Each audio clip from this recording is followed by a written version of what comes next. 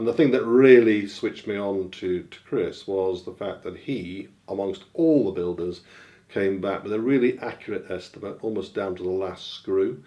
And lo and behold, he stuck to it, which was quite extraordinary. So though it wasn't the cheapest quote, it was the most detailed, and it just demonstrated his intent to do a good job. And of course, yes, I'd certainly recommend the quality of his work, which is absolutely superb. So much so that some of our neighbours saw his work as the house progressed and asked him to do some small building jobs for them whilst he was here.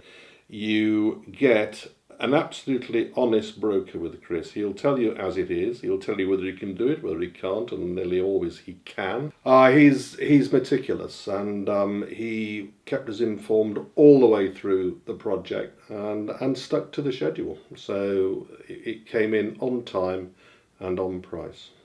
The other good thing, I think, was the contacts he had with a number of subcontractors, most particularly the joiner, who was absolutely superb and built my favourite room in the house, my study, which I spend most of my day in, to be honest.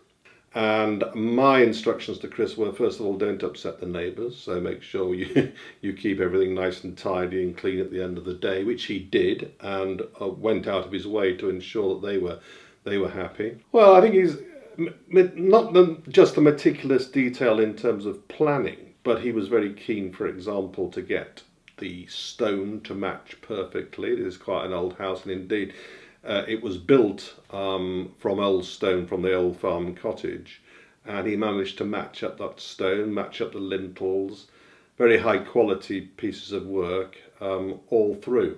For many of the reasons I've already said, I certainly would recommend him.